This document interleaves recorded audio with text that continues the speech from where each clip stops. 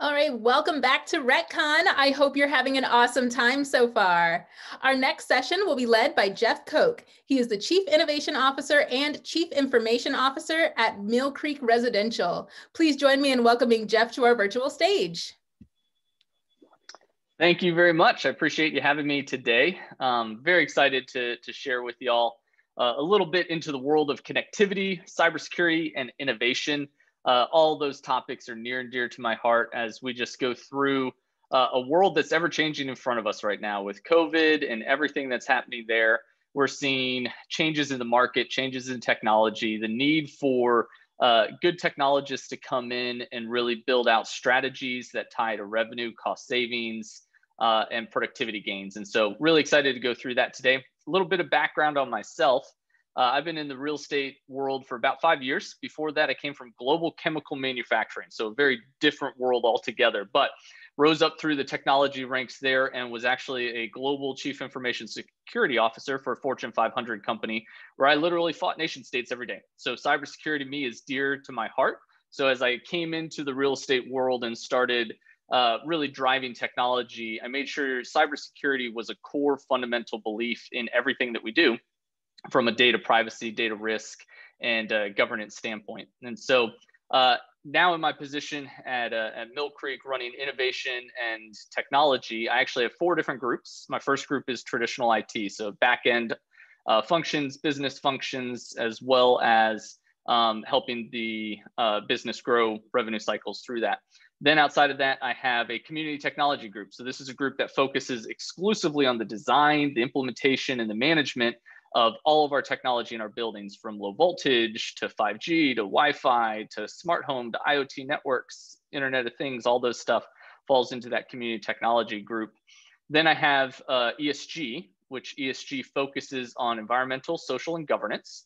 And so it's your resident wellness campaigns, it's your sustainability, your green buildings, your energy management, the funneling of climate and physical risk.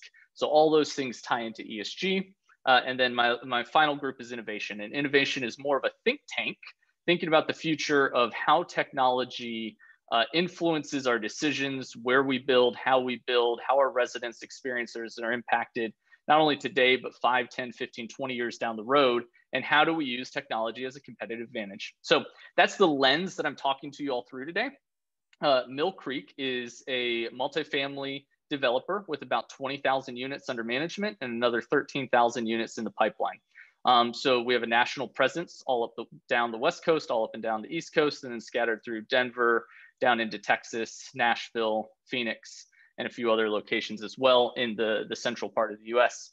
So very excited. So let's just dive into it. You know, as I go through this and I think about it, I wanted to talk to you all about strategies as we think about how we make product selection, how we then tie that product selection into our compute of cybersecurity and the risk components. And then, you know, what are contract hotspots? What do we need to be thinking about service performance?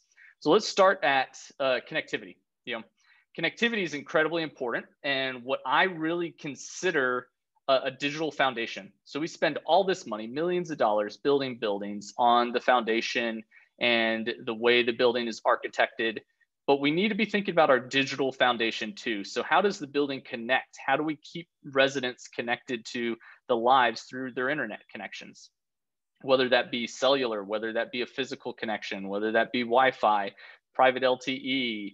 There's a bunch of different ways to distribute this. And it's really important that we get this right early on, because this allows us to pivot and augment down the road, not only now as the building is built, but 10, 15 years down the road when we need to retrofit the building.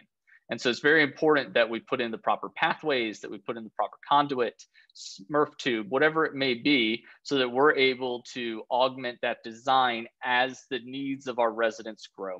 And so the first thing I like people to think about is the 2 fundamentals for why are we doing what we're doing. One, we're doing what we're doing for financial return, some sort of return on our investment. The second, though, is our resident experience. So the people that are living through the building that have to live with this technology day in and day out, what is it doing to improve their life? How do we provide great experiences?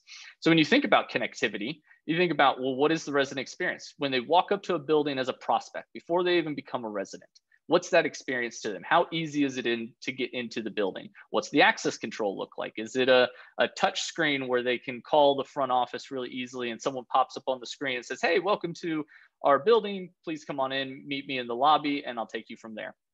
And they get buzzed in? Or is it just an old dial pad that you hit a number on it and the door buzzes and you get in, right? So what are you doing from that prospect perspective? Is it simple for them to enter the building? Then you start thinking about residents and their access to the building. Well, they have parking garages, they have multiple building entrances, they have common areas where the amenities are that they need access to those amenities. And so getting your access control right, where it's one system that ties it all together to one credential, whether that be a fob or a mobile credential on your phone that ties it all together to then move forward into the unit. There's very few vendors that have a full building solution that does all of that, the unit lock down to the common area to others. So a lot of what you see happening in the market today is integrations, where they're tying multiple sources together. You have a couple different providers now that are starting whole building solutions, but they're relatively green in that development. And so understanding where their gaps are, how they're doing it, are the locks fire rated? How long are they fire rated? Have those locks gone through penetration testing? Are they online locks or offline locks? So I have a big thing about online locks and offline locks coming from a cybersecurity world. Anything that's connected to the internet has a risk and vulnerability. I don't care if you think it's the most hardened device in the world. If it has internet connectivity, there is a risk associated with it. So as an owner operator, we have to ask ourselves, what risk are we willing to accept? And then if we're willing to accept it, how do we mitigate any of the additional risk? And then do we transfer any of the risk? So what I mean by that is if a lock is online for the unit itself, you're now talking about physical access into someone's home versus an offline lock for the unit lock, where I can see an online lock possibly for a common area or a package locker room or something like that. But if you have an online lock in the unit, you've exposed that person's home to possible penetration in from an intruder. And that's a concern, right? So evaluate the risk appropriately and make sure you have the right liabilities in your contracts if that risk is present. And so this is where you get into some of the contract nuances. From that side, you start thinking about that holistic solution and making it simple for the user to get into that building, right? Well, yeah, as you build out this access control network, you need to understand, how does that access control network connect back into the connectivity of the building? If it's an online lock, you need to have them connected. Is that over Wi-Fi? Is that over, a Z-Wave or Zigbee network or some other LoRaWAN type, connectivity? And so, or private LTE, whatever it may be. So when you look at the building, I think the first fundamental belief that I like to push towards people is that we need to move to this idea that buildings are a whole experience. And so when I walk in, I want Wi-Fi from the second I get into the building to into the elevator, up the elevator, down the corridor, into my unit. I want to be able to take a Wi-Fi call on that. If I have bad signal in the building, I want to be able to jump on the Wi-Fi to be able to do that, right? If I'm in my unit and I want to go down to the gym, I want to be able to seamlessly walk out of my unit, stay on a call or be checking email or whatever it is as I go down, listening to music, streaming, down to the gym, right, to work out. And so that seamless experience of connectivity is really important. And there's a new trend in the space really around bulk internet that's starting to provide that. But there's some things around bulk that you still have to figure out, is how do I, as a resident, have the option to have my own subnet, it's my own private network as I walk around. It's Jeff's network, and Jeff's network follows me around the building, right? Is it like that? Or does the provider provide some sort of, different name of the network that you have to connect to? And so ask these questions. So bulk internet's growing because it allows that seamless connectivity. You have a more traditional model, which is called a retail model. And it's basically, I, as a resident, go in and I subscribe to Verizon or AT&T or Comcast or whoever it may be, depending on my region. And I get internet directly into my home, but that's the only place I have it. And then I may get common area network connectivity from my owner operator that's managing the property. But that's it. I don't have it in the corridors. I don't have it in the elevators. I don't have it in the parking garage, all places where my cellular signal may be spotty, because any building that's built with rebar and concrete, you're going to start to see some issues there. Wood frame, you maybe have less issues on cellular. So I think that's important. But there's a new trend coming out called bulk opt-in. and meaning that you can still have the residential model in place, but you can also have a bulk provider that blankets the community, and people can opt into that. And you might see a higher penetration rate into the entire building going that route, because to them, they're getting a much faster experience, more reliable experience. They're able to go from one place to the next on it. So it's really beneficial. And so that connectivity is important of deciding what you want to do. And the second piece of connectivity that's important there is understanding how that ties into the future of 5G. So is your building set up to augment itself when 5G is properly released for in-building distribution? So today, most 5G providers are all external, right? They're building tall 5G towers, and 5G is a type of signal because it's very point to point. It has to have direct line of sight. If there's a building or glass or a wall in between, it's not going to work very well. So 5G distribution in buildings is going to be very different. There's models like citizen broadband radio service that could be distributed through a wireless type technology within the building. And there's some opportunities there. So talking with the providers about what they're doing to augment their networks for 5G is important, because as an owner operator, one of the things you're going to want to think about is, I'm installing this network. Am I going to have to totally rip it out and replace it when 5G comes out in 10 years, or when it's finally mainstream? Or am I going to be able to augment the network I've already done, minimize my investment costs down the road? So it's one of the things we really want to focus on, is how do we minimize that investment cost so that you get the better ROI? It goes back to principle number one, is some sort of financial return. The other is the types of connectivity that you want for your IoT network, your Internet of Things network. This is all the little sensors you have throughout the building. It could be a sensor as simple as putting it on the treadmills to know which treadmills are in use and which aren't, so that you can report that back to your residents. So if they want to go down to the gym, they could quickly ask their voice activated device, how many treadmills are open? And it would say 3 of the 5, right? And so they know, oh, it can go down now, right? Whatever it may be. But those sensors connect to something. Is it Wi-Fi? Is it Z-Wave, Zigbee, private LTE, CBRS? All these different types of connectivity acronyms out there. But ask the questions of, how does the IoT network converge with the building network, right? And this idea of a building network is really important. If you do a retail model internet connectivity network, one of the things that I still suggest to owner operators is building some sort of a property management overlay owner network in place. And that way you could still do Wi-Fi calling for your residents in corridors, elevators, common areas, but you would have the option to move forward with managing your asset correctly. Your leasing agents could tour around and still have Wi-Fi connectivity throughout the building, et cetera. So connectivity is a digital foundation that's incredibly important.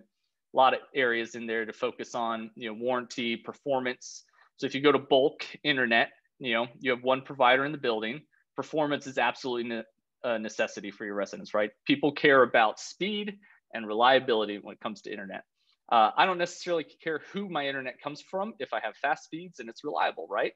And so having some sort of service level agreements, SLAs, that you can get out of the agreement should they start having chronic failures. So a chronic failure termination right. You could exit the agreement from that. And then make sure you understand all the revenue vehicles, the cost savings that you have, because some of these connectivity options you can invest in up front, and that then allows you the opportunity to have a bigger margin to invest back into the product so that your residents get the best wholesale buying power for that, versus you have the provider pay for it all up front, and there's a different margin value in there for you as a reinvestment capital. So something to look into. And the next is installation. Who's going to install it? And how's that going to be done? Is it a retrofit where they need to go and they need to rip up drywall? How are you going to project manage that? And so starting to think through who the partners are out there that can help you oversee this is really important. There's a lot of partners that are growing in this space that have really good project management oversight, so that they can come in and say, hey, we can help you get the right contract that has the best opportunity for your residents, also has the best return for you as an owner operator. And then on that front, we'll actually manage the process, because a typical installation is going to require at least 6 to 8, maybe more site visits to make sure the installation is happening correctly. So it's it's really important to have that project management oversight on connectivity. Then let's move down into to cybersecurity. As we start thinking about connectivity, you start thinking about, wow, I have all these things connected to the internet. Everything's happening now. How am I actually setting up this digital foundation? Is it network segmented?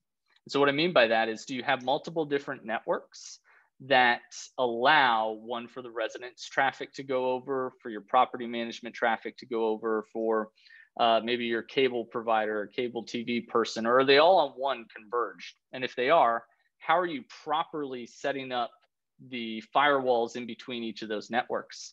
And so how are you setting up the protections in place? Are you monitoring? Are you able to determine behavioral anomalies in there? And so there's some work to be done around risk quantification of your building, and understanding that every building that we develop, every building that we build has a different element of risk to it, because the designs slightly differ, or it may be a different provider and they do things a little different than the next. One provider may have a really strong hosting agreement with SSAE 18 SOC 2 certifications, and the next one might not. And so do you want to do business with someone that doesn't have that type of level of security protocols and process in place? And so knowing what is happening from a network fundamental layer requires you to involve people that understand networks. And so that may be a third-party review, that may be your own IT department or technology department. But having someone that has an understanding of that's really important, because you need to also then tie that into your insurance, into your indemnity, making sure you have proper limitation of liabilities in place, making sure you have carve-outs for breach of confidentiality or gross negligence or misconduct, all those type of things. You want to make sure you have the proper things in place there, and understanding how that also ties to service level performance. Then from a cybersecurity standpoint, we need to do more penetration tests. We need to understand what our network is, how it's set up, where the data is that's traversing it. So if I'm a user and I'm in my unit and I'm talking to my family on FaceTime, do I feel like I'm protected in the fact that no one's able to hear that conversation or jump in the middle and know what I'm talking about, right? Or if I'm talking to my voice activated device and doing a search, do I feel confident that no one's listening to that conversation, right? So those are questions that residents ask and they want to know. And so you having a proper understanding of how your network's architected helps you be able to define yes or no to that question. And then if it is a yes or no, knowing what vulnerabilities exist on that network happens through penetration tests. So getting a third party to come in and test that IoT network you have in place and really understanding what makes sense for them. From there, you want to make sure that you understand what data you even want access to. So one of the big things I talk about is I don't want video data. I don't want doorbell data. I don't want voice data that I have access to, right? I want to segment that off so that the resident has protections around that. And I'm not the one governing any of that data. And the purpose for that is I don't need it. And I want the resident to have the right form of privacy tied to that. And so as I move forward, architecting networks is very important to make sure that that's the case. And so data use is important, though, to owner operators. It'd be really nice to know which doors are used the most frequently in a building. If the door from the parking garage to the second floor, entry area is the most used door, there may be a better use to put some sort of amenity feature there. Maybe it's a concierge service. Maybe it's the package room for large packages, or a package locker, or maybe it's the drink cart that they can grab a drink from and it automatically charges their resident number or whatever it is, right? So there's different things you can do when you know some of that data. There's other marketing purposes to understanding data as well. So really hone in on what data you think is beneficial. Don't just collect everything, because there are liabilities tied to collecting everything. And you may put yourself in hot water. Understand also some of the current laws that are in place, like the California Consumer Privacy Act and the more recent one that was passed in this last general election with the terms of California privacy. So if you're developing there, know the rights that the residents have and what they're allowed to do and not allowed to do, and what you're allowed to actually take and not take. meaning use that data for and not use it for. The other thing is cyber insurance. So as we think about cyber insurance, it's really important to think about what do we want to mitigate, right? How much insurance do we need? But also, what does the sublimits of that insurance policy look like?